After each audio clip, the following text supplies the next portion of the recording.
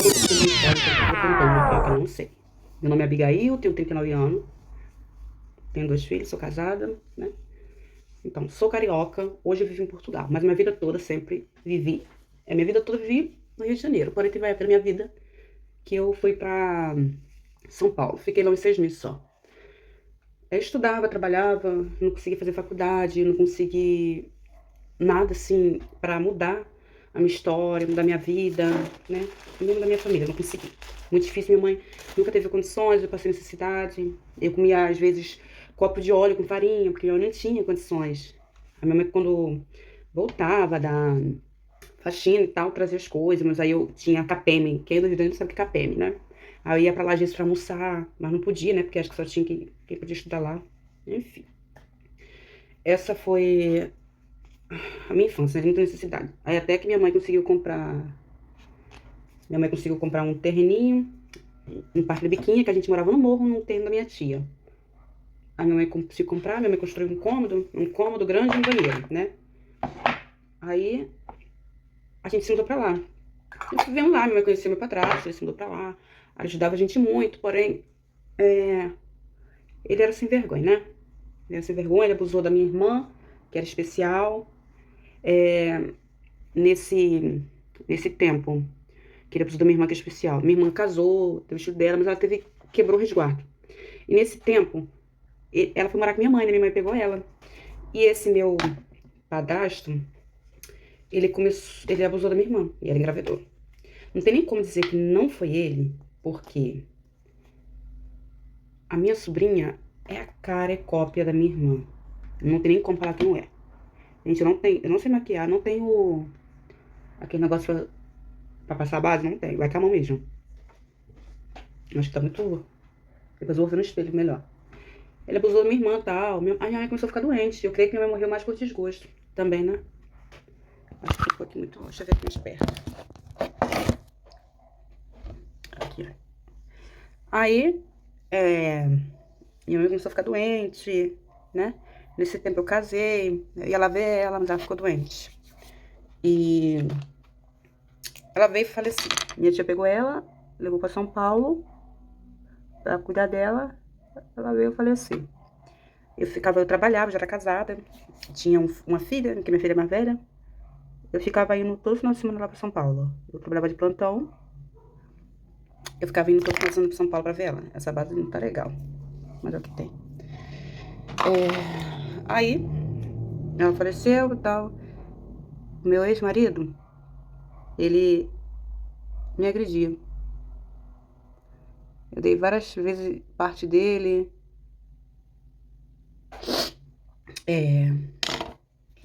Só que um dia ele descobriu, a gente tava separado, porém da mesma casa, que eu me relacionei com outra pessoa, só que a gente tava separado. E ele não aceitou. Aí, ele descobriu, correu atrás de mim, eu corri dele, que eu fiquei com medo de me matar, que ele me batia, ele me ameaçava as crianças. Aí, eu fugi pro meu irmão, pra casa do meu irmão.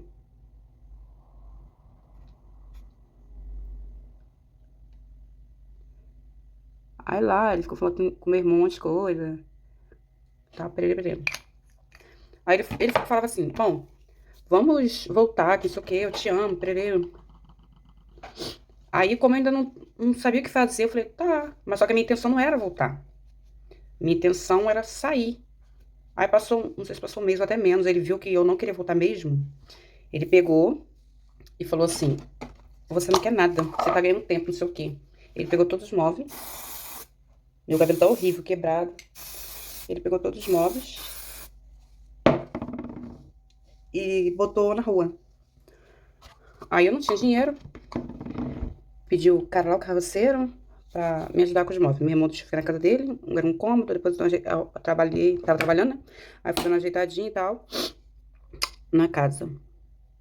Aí eu fui ficando lá, né? Aí depois ele continuava me ameaçando, passava lá em frente, era perto da casa dele, minha casa, né? Jogava pedra no telhado. Era muito obsessivo, então eu morria de medo. Nessa época que eu fui pra São Paulo, eu fiquei lá 6 meses, mas eu não me adaptei, voltei. Aí morei de aluguel. Ele não me dava pensão e até hoje também não me dá. Ele fala que a casa que a gente tem não, mas eu contar da casa. A casa tá no lugar do aluguel. Então a casa, ele invadiu o terreno, e fez a casa, tinha um cômodo e um banheiro. Depois a gente casou, construímos tudo junto. A gente levantou tudo. Só que era invadido, não tinha documento. Aí ele chegou a alugar a casa e não deixava morar lá. Aí ele dividiu a casa e me deu a parte de um quarto. E de um quarto pequenininho, sem banheiro. E ele ficou com a sala, com a cozinha e com o banheiro. Olha que maravilha. Desse jeito. Porém, eu não desisti. Eu consegui fazer um quarto, puxar água, né? Fazer um banheirinho. Fazer um quarto, fazer um banheiro. Porque as crianças às vezes faziam necessidade no quintal, na casa dos outros. Ele não teve consciência. Até que Deus falou no coração dele e deixou ficar na casa. Aí, nesse meio tempo, a imobiliária, que era dona dos terrenos tudo de lá, foi lá e quis fazer acordo, porque tava derrubando as casas. E nessa, eu entrei, fiz o acordo, paguei. Paguei durante 8 anos essa casa, inclusive terminei de pagar mês de agosto. Foi a última prestação. Aí ele fala que a casa é dele, não é. Primeiro que no divórcio que a gente tem, não contém bens a dividir. E essa casa eu paguei no meu nome de solteira. E ainda tem os filhos, que ele não dá pensando danado. Enfim. Aí eu comecei a trabalhar no hospital, como copeira, com muita dificuldade.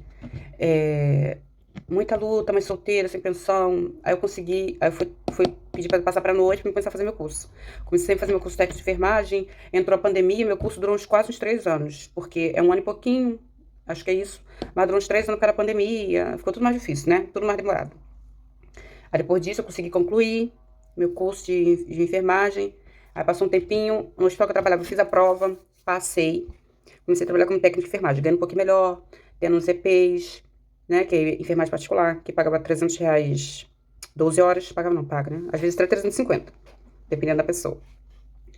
Aí tudo foi melhorando. Aí conheci meu atual marido, lá no hospital, né? Aí a gente começou a ficar, nada sério, depois a gente começou a namorar. Desde nova, eu sempre tive vontade de sair do Brasil. Sempre quis sair do Brasil, a vida toda. Nunca quis ficar no Brasil. Amo meu país, mas eu sempre tive vontade de imigrar. Minha primeira opção era os Estados Unidos, porém que era muito complicado para mim. Com 2 crianças, eu não ia conseguir. Então, eu optei pelo Portugal, né? Cheguei aqui, aí eu peguei empréstimo, eu juntei dinheiro, paguei passagem, a gente veio. Paguei aluguel, que é caro. Enfim, graças a Deus hoje a gente tá aqui. A gente conseguiu comprar um carrinho, um C3, 2016. Não é um carrão, mas tá ótimo. Porque no Brasil não tinha condição nunca de ter um carro desse.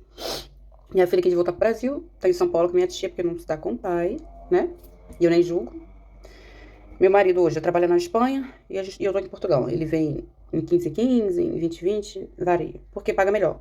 O salário de Portugal não é dos melhores, porque os arrendamentos que o aluguel é muito caro. É nas alturas. Tipo assim, aonde eu moro eu pago 250 euros. Mas se fosse essa casa que eu moro, em Lisboa, Porto, Braga, pra grande cidade, Coimbra, seria uns 800 mil euros fácil. Porque minha casa é um T3. Tem o meu quarto que é imenso, tem o quarto do meu filho e tem um quartinho ainda ali. A sala é imensa, a coisa é pequenininha, tem a saída sozinha, entendeu? Tranquila. Então, esse quarto seria caríssimo, por isso que ele tá lá. Mas a minha intenção é ir pra Espanha ano que vem, se Deus quiser. Ano que vem eu vou no Brasil, né? Não sei o mês ainda, mas eu vou no começo do ano. Vou fazer minha rinoplastia, que meu nariz me incomoda muito, minha autoestima é muito baixa por causa disso. E isso me incomoda demais, né?